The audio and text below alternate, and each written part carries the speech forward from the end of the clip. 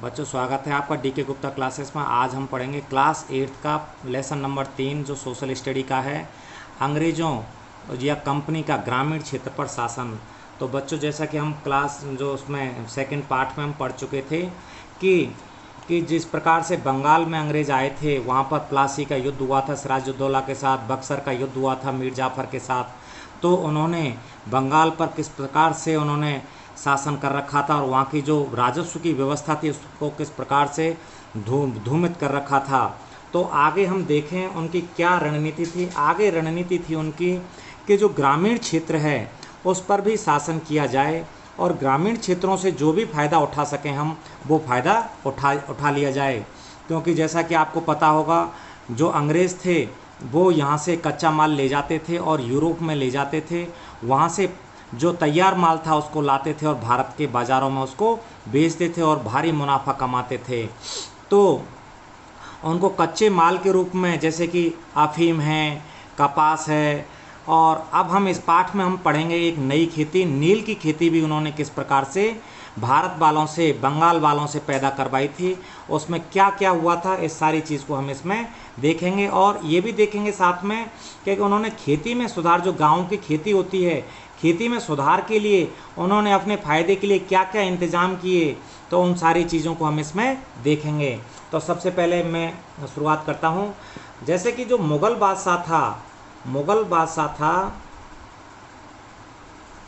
बादशाह उससे उन्होंने क्या है, दीवानी प्राप्त कर ली थी।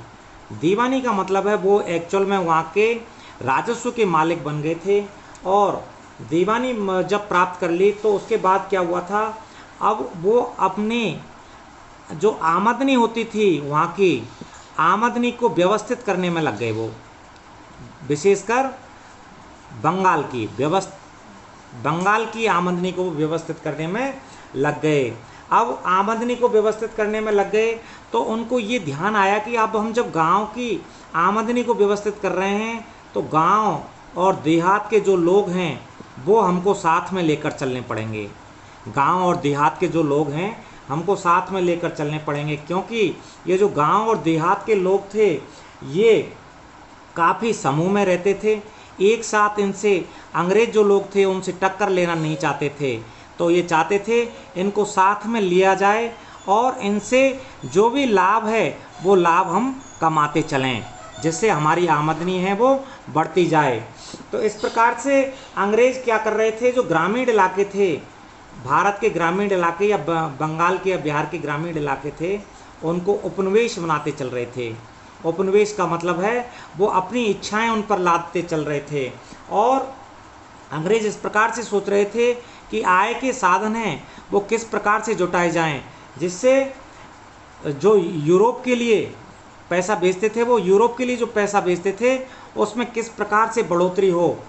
तो ये जो अंग्रेज़ थे गांव वालों से अपनी मन माफिक खेती कराते थे। जैसे कि हमने अभी देखा था, इसमें खेती कराते थे, कपास की खेती कराते थे, अफीम की खेती कराते थे, और इसी पाठ में हम देखेंगे नील की खेती भी वो कराने लग गए थे।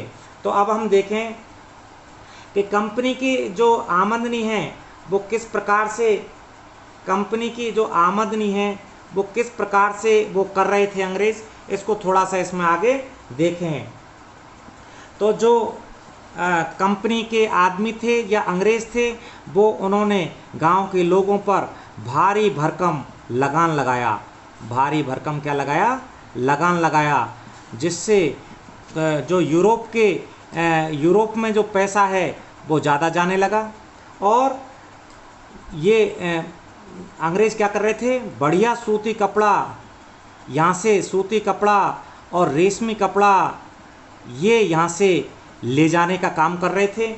और 1865 से पहले हम देखें बच्चों, तो ये जो अंग्रेज़ लोग थे वो यूरोप से पैसा लाते थे, यहाँ से माल खरीदने के लिए यूरोप से पैसा लाते थे। अब जब बंगाल की इनको दीवानी प्राप्त हो गई थी तो उसके बाद उनकी आय बढ़ने लग गई तो यहीं की आय से वो सामान खरीदने लग गए थे और उसी से वो तैयार माल को बना के ले आते थे। और अब तो उनको भारी मुनाफा होने लग गया था। किनको? अंग्रेज़ों को होने लग गया था। अब जब बच्चों बंगाल से ये राजस्व, जब ये राजस्व को नुकसान पहुंचाएंगे, तो जो बंगाल की अर्थव्यवस्था है वो एक तरह से चरमरा गई थी। बंगाल की अर्थव्यवस्था एक तरह से, बंगाल की अर्थव्यवस्था थी एक तरह से चरमरा गई थी, गहरे संकट में पहुंच गई थी। वहाँ के कारीगर थे, जो बंगाल के कारीगर थे, तो वो दूसरे गाँव में या दूसरे शहरों में जाने लग गए थे। वो अपनी चीज़ें हैं वो कम कीमत पर बेचने लग गए थे, क्योंकि उनको क्या है, भारी लगाने चुकानी पड़ती थी अंग्रेज़ों के लिए, और खेती कम हो गई फिर उसके बाद में बंगाल के लोगों की, और जो उत्पादन है वो भी कैसा हो गया, कम हो गया। इसी के दौरान हम देखें 1770 में बंगाल में एक भीषण अकाल पड़ा। बंगाल में भीषण अकाल पड़ा, तो वह अकाल के कारण क्या हुआ बच्चों, एक बार देखें हम, तो लगभग 1 करोड़ लोग हैं वो मौत, उनकी क्या हो गई थी, मौत हो गई थी। उसके बाद लगभग बंगाल की 1/3 जनता है वो ख़त्म हो गई थी। बंगाल की 1/3 जनता है वो ख़त्म हो गई थी। लेकिन अंग्रेज़ हैं वो तो अपने प्रॉफिट के लिए काम कर रहे थे। तो हम देखें तो अंग्रेज़ों ने किस प्रकार से खेती में सुधार की जो ज़रूरत है वो किस प्रकार से महसूस की उन्होंने। तो ये जो अंग्रेज़ हैं वो सोचते थे कि ऐसा करते हैं, हम जो ज़मीन है ज़मीनों में निवेश करते हैं, अर्थात ज़मीनों में पैसा लगाते हैं और खेती में सुधार करते हैं, खेती में सुधार करते हैं। तो इस पे लंबी बहस चली। उसके बाद 1793 में हमारे भारत में जो एक गवर्नर जनरल था, लॉर्ड कॉर्नवालिस जो गवर्नर जनरल था, उसने स्थायी बंदोबस्त की व्यवस्था करी। स्थायी बंदोबस्त का जैसे नाम से स्पष्ट हो रहा है, स्थायी बंदोबस्त का मतलब है कि जो राजस्व है वो गांव वालों से उन्होंने क्या कर दिया, स्थायी कर दिया। कि जो गांव में जो वहाँ के राजा थे या तालुकदार थे, जो तालुका होता है जैसे खेत वगैरह को बोलते हैं, या जो गांव के उसको बोलते हैं तालुका, तो वहाँ के जो तालुकादार थे उनको क्या बना दिया, जमींदार बना दिया। तो जो ये जमींदार थे ये क्या काम कर रहे थे, जो एक कृषक थे, जो खेत करने वाले किसान थे, उनसे किसानों से जमींदारों को क्या काम सौंप दिया, उनसे लगान वसूलने का काम सौंप दिया। और उनकी लगान को कैसा कर दिया था कि लगान को फिक्स कर दिया था कि फिक्स लगान आपको देनी है। और ये लगान वसूल कर जो जमींदार थे वो देते थे किसको, कंपनी या अंग्रेज़ों को देते थे। ये कौन देते थे, जो ये जमींदार थे, वो जो ये लगान लेते थे किसानों से वो उसको देते थे। जो कंपनी थी उसने ये इस प्रकार का स्थायी बंदोबस्त में इंतज़ाम कर रखा था कि जो भविष्य में इनकी लगान में कोई वृद्धि नहीं करी जाएगी, क्योंकि वो स्थायी थी। वो स्थायी बंदोबस्त के तहत क्या इंतज़ाम था कि जो स्थायी थी ये वाली। तो ये जो अंग्रेज़ थे या जो कंपनी थी, उनका ये एक मकसद था इसमें कि इस प्रकार से जब हम जो ये स्थायी बंदोबस्त रखेंगे, लगान को स्थायी रखेंगे, तो जो जमींदार हैं उनको ज़मीन के उपजाऊ कर सकते हैं, वो ज़मीन को अपनी को उपजाऊ कर सकते हैं, या ज़मीन में क्या कर सकते हैं, सुधार कर सकते हैं। और ये जो कंपनी ये मान के चलती थी कि हम तो उनसे पैसा फिक्स ले रहे हैं, तो जो ज़मींदार हैं वो अपनी ज़मीन में क्या कर सकते हैं, सुधार कर सकते हैं। अर्थात सुधार के लिए वो प्रोत्साहन कर रहे थे अंग्रेज़। अब हम देखें इसमें आगे कि कंपनी जो इसमें क्या हो रहा था, इसमें स्थायी बंदोबस्त में कंपनी ने राजस्व तो फिक्स कर दिया था, और कंपनी ये भी सोच रही थी कि जो उत्पादन बढ़ रहा है, बढ़ते उत्पादन से किसानों को फ़ायदा पहुंचेगा, जो जमींदार हैं उनको क्या पहुंचेगा, प्रॉफिट पहुंचेगा। लेकिन इसमें एक समस्या क्या आ रही थी, जो ये स्थायी बंदोबस्त की समस्या थी, इसमें एक समस्या आ रही थी, जो जमींदार थे वो क्या कर रहे थे, ज़मीन में सुधार नहीं कर रहे थे। और जो कंपनी है वो अपना राजस्व बढ़ाना चाहती थी। कंपनी तो मेन मकसद उसका भारत में आने का यही था, वो तो अपना राजस्व बढ़ाना चाहती थी। और इसमें कुछ जमींदार थे वो फेल हो रहे थे, जो लगान को देने में फेल हो रहे थे या असफल हो रहे थे, तो जो भी जमींदार असफल हो रहे थे उनकी जमींदारी को छीन लिया जाता था, उनकी जमींदारी को छीन लिया जाता था। किसके द्वारा? कंपनी के द्वारा या अंग्रेज़ों के द्वारा, या उनकी छीन लिया जाता था या उनकी जमींदारी को नीलाम कर दिया जाता था। एक समस्या ये भी आ रही थी कि धीरे धीरे क्या है 19वीं शताब्दी के आसपास जो बाज़ार की कीमतें हैं वो बढ़ने लग गई थीं। बाज़ार की कीमतें क्या करने लग गई थी बच्चों? बढ़ने लग गई थीं। खेती का विस्तार होने लग गया था, खेती का विस्तार होने लग गया था। और जो जमींदार की आय भी बढ़ने लग गई थी। तो कंपनी को लेकिन फ़ायदा नहीं हो रहा था, कंपनी को फ़ायदा नहीं हो रहा था। तो कंपनी को या अंग्रेज़ों को ऐसा लगा कि भाई ऐसा है, हमको तो कोई फ़ायदा हो ही नहीं रहा है, तो इसको हमको कुछ सुधार, इसमें जो स्थायी बंदोबस्त की व्यवस्था है उसमें सुधार हमको करना होगा। तो अंग्रेज़ों ने क्या किया? लगान की दरें बढ़ा दी। फिर जो लगान की दरें हैं वो बढ़ा दी, और जो लगान की दरें बढ़ने से क्या हुआ? लगान न चुकाने के कारण कई गांव वाले हैं पुश्तैनी ज़मीन को उनको छोड़कर, और जो महाजन के कर्ज हैं, क्योंकि उन्होंने लगान चुकाने के लिए बड़े बड़े साहूकारों से कर्ज ले रहे थे, तो चुकाने के लिए बहुत से जो हैं गांव वाले गांवों को छोड़कर शहरों की ओर चले गए थे। अब देखें एक नई स्थायी बंदोबस्त के बाद एक नई व्यवस्था देखें। एक नई व्यवस्था क्या थी? उन्होंने क्या किया कि पहले जमींदारों को दे रखा था जो लगान वसूलने का काम है। अब उन्होंने एक व्यवस्था करी कि ऐसा करते हैं कि अब उन्होंने व्यवस्था करी महाल, मतलब एक पूरे गांव को उन्होंने क्या कर दिया? एक शब्द दिया महाल, कि पूरे गांव जो राजस्व हम जिससे प्राप्त करेंगे उसको उन्होंने नाम दे दिया महाल। अब उन्होंने अंग्रेज़ अधिकारियों ने क्या किया? पहले गांव-गांव जाकर दौरा किया, गांव-गांव जाकर क्या किया? दौरा किया, ज़मीन की जांच करी और खेतों की माप कराई, और जो गांव के रीति रिवाज हैं उनको रीति रिवाजों को देखा कि कहीं हम कोई गलत काम तो नहीं कर रहे हैं।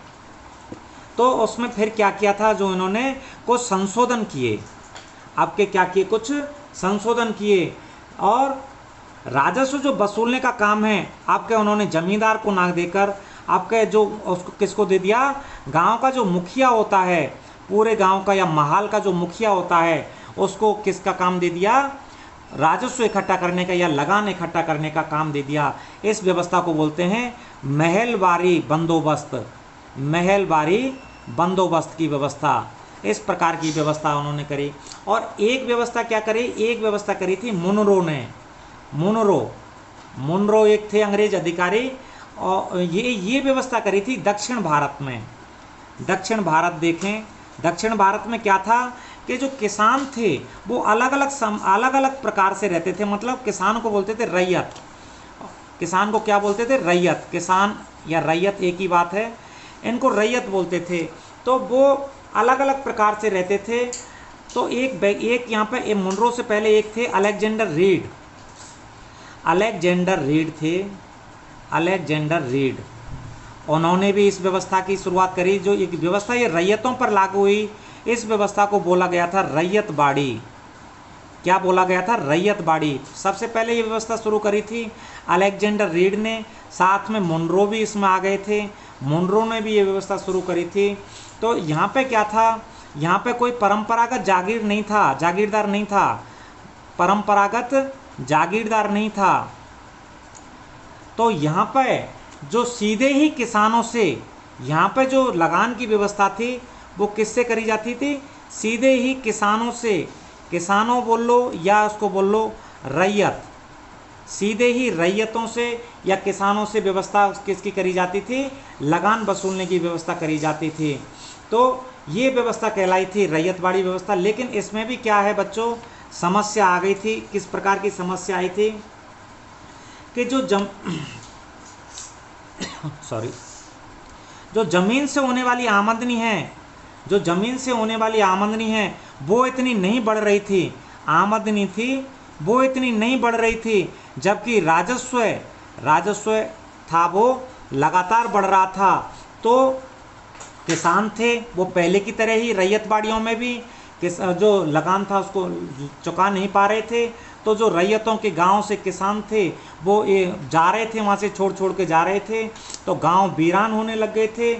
और जो ये अंग्रेज़ अफसर थे वो ये सोच रहे थे कि हम जो हमने नई व्यवस्था की है वो अच्छी है, लेकिन किसान इसको नहीं समझ पा रहे थे, किसान इसको अच्छी नहीं मान पा रहे थे। हाँ, तो हम देखें इसमें यूरोप के लिए अब जो फसलें तैयार होनी हैं यूरोप के लिए, अर्थात अंग्रेज़ों के लिए, अंग्रेज़ अपनी मन माफ़ी फसलें यहाँ से तैयार करा रहे थे, तो उनको देखें। तो एक बच्चों देखें, आपकी किताब में भी दे रखा है, जो विलियम मॉरिस है, जो अंग्रेज़ों के छापे, जो कपड़ों के छापे के लिए तैयार करता था, वो नील का एक पौधा था, नीले रंग के छापे थे, वो तैयार करे जा रहे थे। तो अंग्रेज़ों के लिए एक नील की खेती ये बड़ी पसंदीदा खेती हो रही थी कि मतलब नील की खेती हमें करनी है, नील की, अफीम की खेती ये कर रहे थे। इसके अलावा भी बंगाल में पटसन की खेती, असम में जैसे कि आपको पता है चाय की खेती। इस प्रकार से हम देखें संयुक्त प्रांत जो आजकल उत्तर प्रदेश है, संयुक्त प्रांत में उन्होंने कराई थी गन्ना की खेती।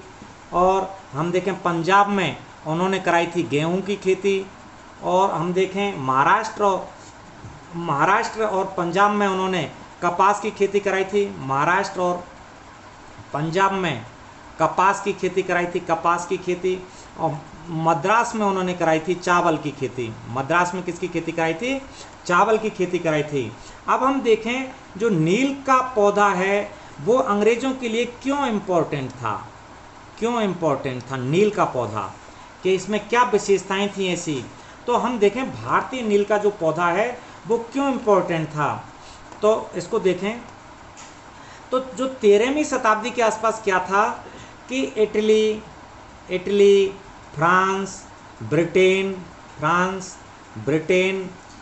है ना, इनमें क्या था, भारतीय नील का यूज़ किया जा रहा था, भारतीय नील का उपयोग किया जा रहा था 13वीं सदी में। इटली में, फ्रांस में, ब्रिटेन में, ये सभी यूरोपीय देश हैं, ये सभी क्या हैं, यूरोपीय देश हैं। इनमें करा जा रहा था, भारतीय नील का उपयोग करा जा रहा था।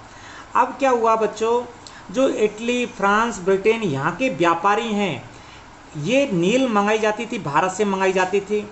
तो जो यहाँ के व्यापारी हैं उन्होंने डिमांड करी कि भारत से जो नील है, आप वहाँ की सरकार से डिमांड करी थी, इटली, फ्रांस, ब्रिटेन की सरकार से, यूरोपीय व्यापारियों ने, कि भारत से नील ना मंगाएं, हम आपके लिए नीले रंग का इंतज़ाम कर देंगे। तो वहाँ पे एक पौधा होता था बोड़ का पौधा।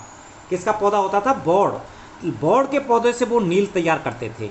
लेकिन जो बोड़ के पौधे से जो नील तैयार होती थी वो उसका कलर होता था, फेड होता था, पर फेड का मतलब हल्का रंग होता था।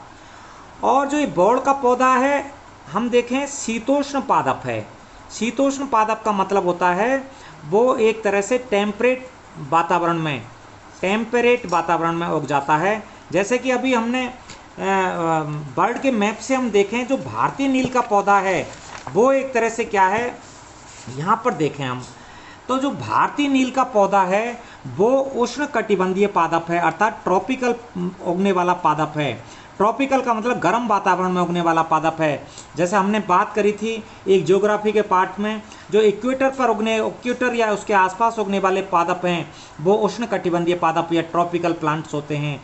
और जो यूरोप आ रहा है वो शीतोष्ण कटिबंधीय या टेम्परेट में आ रहा है। तो जो बोड़ का पादप है वो टेम्परेट में आएगा। जैसे हमारे, हम इसमें पार्ट में बात करेंगे, भारत है या हमारे ये वेस्ट इंडीज़ के जो ये क्षेत्र हैं, जैसे वेस्ट इंडीज़ के क्षेत्र हैं, ये ब्राज़ील की बात करेंगे, यहाँ पे हम ट्रॉपिकल की बात करेंगे, उष्ण कटिबंधीय की बात करेंगे। तो दोबारा से पाठ में देखें हम, तो यहाँ पे क्या हुआ था, जो कलर नील के पौधे से आता था वो बोड़ के पौधे से जो प्राप्त नील होती थी उससे चटक रंग प्राप्त नहीं हो पाता था। तो यूरोप के जो व्यापारी थे जो कपड़े का काम करते थे, उन्होंने क्या किया कि वहाँ की सरकार से ये अनुमति ले ली कि जो भारत से नील आ रही है या और कहीं से नील आ रही है वो नील के पौधे से ही काम चल सकता है। किससे काम चल सकता है? नील के पौधे से ही काम चल सकता है, क्योंकि जो नील के पौधे में जो चमक है वो बोड़ के पौधे में नहीं है। तो इसलिए वहाँ की सरकार ने उसको अनुमति दे दी। तो इस प्रकार से जैसे मैंने देखा था भी ट्रॉपिकल एरिया कहाँ कहाँ है, तो कैरेबियाई द्वीप समूह पे, कैरेबियाई मतलब हमारे वेस्ट इंडीज़ वाले ये समूह पे, कैरेबियाई द्वीप समूह पे यहाँ पे एक स्थान है सेंट डोमेंग्यू, सेंट डोमेंग्यू, इस वाले स्थान पर उन्होंने नील की खेती यहाँ पे करवाई। इन्होंने करवाई थी फ्रांसीसी इन्होंने करवाई थी यहाँ पे।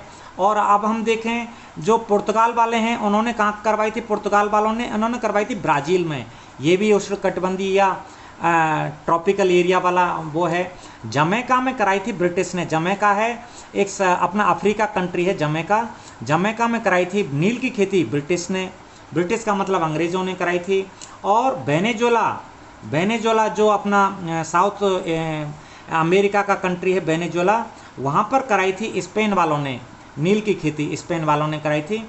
यहाँ पे क्या हुआ था, नील के जो बागान हैं वो लगाए गए थे यूरोपियों द्वारा, क्योंकि जो बोर्ड का पौधा था उससे कपड़ों में वो चटक रंग है वो प्राप्त नहीं हो पा रहा था। तो लेकिन धीरे धीरे क्या हुआ था, जो वेस्ट इंडीज़ और अमेरिका से जो नील आ रही थी, वेस्ट इंडीज़ और अमेरिका से जो नील आ रही थी, वेस्ट इंडीज़ और अमेरिका से, उस पर रुकावट आ गई थी, और उसका जो यूरोपीय देशों के लिए सप्लाई चल रही थी वो सप्लाई कैसी हो गई थी, रुक गई थी। और एक ये कारण हुआ था कि धीरे धीरे क्या 18वीं सदी में हम देखें कि जो औद्योगिकरण आ गया था, 18वीं सदी में औद्योगिकरण आ गया था। औद्योगिकरण के कारण क्या हुआ था कि जो कपास की खेती है, कपास की खेती ज़्यादा होने लगी। कपास जब ज़्यादा होना लगा तो उसको रंगने की ज़रूरत पड़ने लगी। अब रंगने की ज़रूरत पड़ने लगी तो नील का उत्पादन नील की ज़रूरत ज़्यादा पड़ने लग गई थी। तो नील की जब ज़रूरत ज़्यादा पड़ने लग गई थी तो अब अंग्रेज़ों ने सबसे ज़्यादा भारत में दिलचस्पी ली। जो ब्रिटेन है वो कहाँ पे दिलचस्पी ली, मतलब रुचि ली कि भारत में हम नील की खेती कराएंगे। तो अब हम देखें सबसे पहले भारत में जब हम आए हैं, वो अंग्रेज आए हैं, तो सबसे पहले वो बंगाल में आए थे। बंगाल में उन्होंने नील की खेती का बहुत ज़्यादा जो खेत हैं, वो बागान हैं, वो लगाने शुरू कर दिए। और एक आंकड़ा देखें 1788 में जो यूरोप में जो ब्रिटेन में नील जाती थी वो 30% जाती थी, लेकिन 1810 में देखें लगभग 95% नील है वो भारत से ही जाती थी। 95% नील जो भारत से जाती थी। नील का व्यापार बढ़ने लग गया धीरे धीरे। जब नील का व्यापार बढ़ने लग गया तो उसमें पैसा आने लग गया। जो कंपनी या अंग्रेज़ों के अफसर थे उन्होंने अपनी नौकरियां छोड़कर और नील की खेती करने का काम शुरू कर दिया, नील की खेती करने का काम शुरू कर दिया, जिससे उनको ज़्यादा प्रॉफिट है वो होने लग गया। अब धीरे धीरे इंग्लैंड के और स्कॉटलैंड के काफ़ी व्यापारी, हैं वो भारत आने लगे और काफ़ी सारा जो मुनाफा है वो यहाँ से कमा के ले जाने लगे। उन्होंने यहाँ पे क्या किया, बागान लगाए, नील की खेती के लिए बागान लगाए। और जो कृषक थे जो बागान उन्होंने लगवाए थे, जिनके पास पैसे नहीं थे, उनके लिए पैसों की व्यवस्था लोन वगैरह देकर या वो पैसे देकर उन्हें पैसा देते थे और वो नील के बागान लगवाते थे। अब नील के जो बागान थे वो दो तरह के होते थे। नील के बागान थे वो दो तरह के थे। एक तो निजी थे, निजी मतलब खुद ही लगाना था, और एक रैयती थे, मतलब वो किसानों से लगवाते थे। तो निजी वाले में क्या करते थे, निजी वाली व्यवस्था में जो बागान मालिक होता था उसको खुद ही ज़मीन खरीदनी पड़ती थी, या ज़मीन को ये उस पर मज़दूरों के लिए दे देते थे, माल भाड़े पे दे देते थे। और लेकिन इसमें समस्या क्या आने लगी थी कि जो नील की खेती है वो उपजाऊ ज़मीन पर ही होती है, तो उपजाऊ ज़मीन कम पड़ रही थी, तो बागान मालिकों के लिए ज़मीन पैदा नहीं हो पा रही थी। और जो ये फैक्ट्री के पास ही उनको ज़मीन खरीदनी थी, तो फैक्ट्री के पास ज़मीन नहीं आ पा रही थी, या फैक्ट्री के पास क्या हो रही थे कि फैक्ट्री के पास जो किसान थे उनको अंग्रेज़ भगा रहे थे, तो उससे क्या है फिर टकराव और तनाव पैदा हो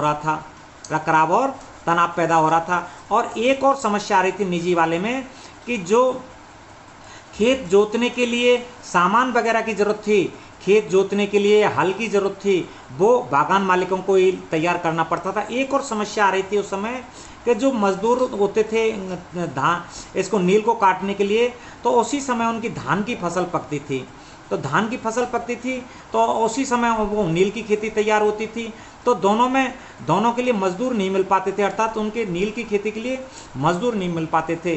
तो एक दूसरी व्यवस्था थी, इससे थोड़ी सी उनको ये लगा कि ये व्यवस्था ज़्यादा सही है अंग्रेज़ों को, रैयती व्यवस्था। इसमें क्या करते थे, वो किसानों से अनुबंध कर लेते थे या सट्टा कर लेते थे, अनुबंध कर लेते थे या सट्टा कर लेते थे। इसमें क्या होता था कि जो इसमें अनुबंध के तहत क्या होता था, उनसे ये अनुबंध करा जाता था कि 25% ज़मीन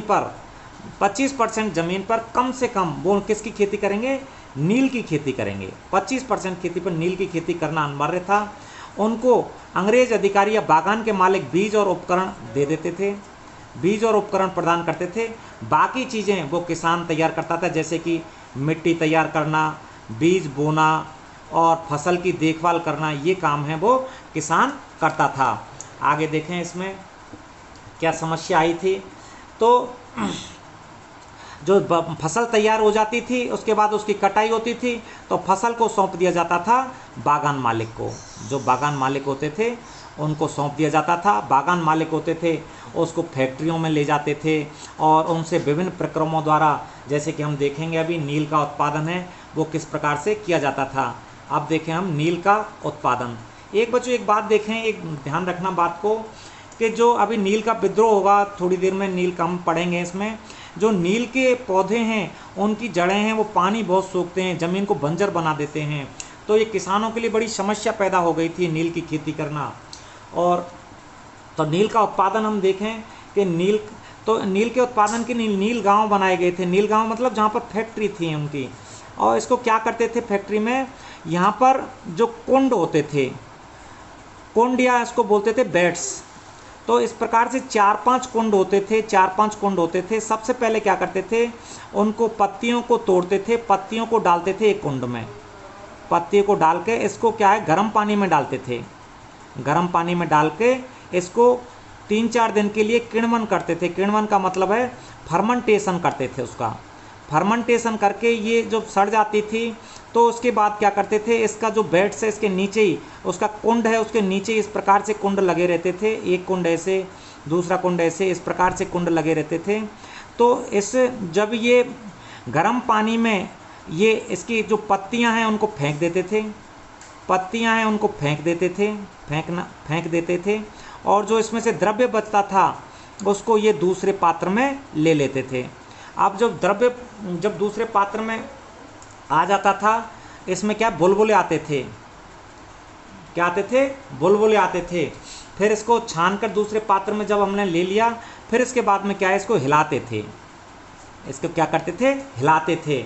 और हिलाने के बाद फिर इसका जो रंग हो जाता था वो हरा हो जाता था। हरा होने के बाद इसका रंग हो जाता था नीला। नीला रंग हो जाने के बाद फिर इसमें क्या करते थे बच्चों, चूने का पानी मिलाते थे, चूने का पानी। इससे क्या होता था, पपड़ी बन जाती थी, नील की पपड़ी बन जाती थी। ऊपर पानी आ जाता था या द्रव्य आ जाता था, उसको फेंक देते थे। द्रव्य को क्या कर देते थे, फेंक देते थे। जो पपड़ी होती थी फिर इसमें इसको सुखाकर इसको हम नील के रूप में काम में ले लेते थे। इसकी बट्टी काट ली जाती थी, जिस प्रकार से साबुन की बट्टी आती हैं इस प्रकार से इसकी बट्टी काट ली जाती थी। अब हम देखें जो ये नील विद्रोह या नील के विद्रोह कहाँ पे हुए थे, क्यों हुए थे नील के विद्रोह। नील के विद्रोह देखें जो बंगाल में हम देखें 1859 के आसपास देखें बच्चों, बंगाल में। तो बंगाल में क्या हुआ था, जैसे कि मैंने पहले बात करी थी, जो ये नील के पौधे होते हैं वो ज़मीन से पानी बहुत सोखते हैं, तो उसके कारण क्या है, ज़मीन बंजर हो जाती है। अब ज़मीन बंजर हो जाती है तो और फसल के लिए वो क्या है, उपयुक्त नहीं हो पाती थी। तो किसानों ने क्या कर दिया, खेती करने से मना कर दिया और खेती करने से इनकार कर दिया और वो विद्रोह पर उतर आए। और जो पुरुष थे वो तलवार और इस प्रकार से तीर कमान भाले ये लेकर उतर आए। और जो स्त्री थी वो बर्तन लेकर युद्ध मैदान में उनसे टक्कर लेने के लिए आ गई। किससे? अंग्रेज अधिकारियों से या कंपनी के अफसरों से, कंपनी के अफसरों से टक्कर लेने के लिए आ गई। लेकिन अब उनको ऐसा लग रहा था, जो ये आंदोलन कर रहे थे नील के लिए, नील के विद्रोह का जो आंदोलन चल रहा था, कि जो अंग्रेज हैं वो हमारा साथ देंगे, क्योंकि हम सही के लिए लड़ रहे हैं, अंग्रेज हैं हमारा साथ देंगे। तो क्या हुआ, अंग्रेज़ों ने चाल चली कि अंग्रेज़ क्या है, उससे पहले 1859 से पहले 1857 की क्रांति उसको झेल चुके थे। तो अंग्रेज़ नहीं चाहते थे कि कोई भी अब नया विद्रोह खड़ा हो। तो अब क्या हुआ कि जो अंग्रेज़ों के अफसर थे, अंग्रेज़ों के अफसरों में देखें हम तो अंग्रेज़ों के एलजी जो लेफ्टिनेंट गवर्नर था, उसने सर्दियों में वहाँ दौरा किया। और एक जो कलेक्टर था, कलेक्टर देखें हम तो एक मजिस्ट्रेट था एशले ईडन, उसने भी दौरा किया, किसानों को शांत करने का प्रयास किया, जो विस्फोटक स्थिति हो रही थी उनको नियंत्रित करने का प्रयास किया। तो इन्होंने ये पाया, एलजी ने, जो वहाँ के लेफ्टिनेंट गवर्नर थे और एशले ईडन, इन्होंने ये पाया कि जो स्थानीय जो जमींदार हैं या मुखिया हैं, जिनसे जबरन हस्ताक्षर करा लिए हैं, वो बागान मालिकों का इस प्रकार से हस्ताक्षर कराना कैसा है, गलत है। इस प्रकार से हस्ताक्षर कराना कैसा है, गलत है। और उन्होंने कहा था कि अभी जो वर्तमान में जो हमारा समझौता चल रहा है, ये जब तक पूरे हो जाते हैं जब तक ठीक है, आगे कोई भी रैयत या किसान है नील की खेती करने के लिए स्वतंत्र है, नील की खेती करने के लिए स्वतंत्र है। अगर कि उसकी इच्छा हो तो खेती करनी है, नहीं इच्छा है तो नहीं करनी है। जो नील विद्रोह में हम देखें, कलकत्ता के भी जो पढ़े लिखे लोग हैं वो भी शामिल होने लग गए थे। जो रैयतों की दुर्दशा है और जो बागान मालिकों की जोर ज़बरदस्ती है और जो अत्याचार हो रहे हैं नील व्यवस्था के लिए, उनके बारे में उन्होंने लिखा। कलकत्ता के जो पढ़े लिखे लोग थे उन्होंने क्या है, अखबारों में, पत्रिकाओं में उन्होंने लिखा। तो इसके बाद क्या हुआ, बागान मालिकों के इस पर लगाम के लिए नील आयोग बनाया गया, जो इस प्रकार से अगर कोई अत्याचार हो रहा है, जो जमींदार हैं या नील के खेती करने वाले हैं, तो नील आयोग बनाया गया। अगर कोई दोषी पाया जाता है तो उसको दंड देने का अधिकार नील आयोग को दिया गया। और तो इस प्रकार से हम देखें तो फिर क्या हुआ, बंगाल में इस प्रकार से ये नील की खेती करने के लिए स्वतंत्र हो गए थे।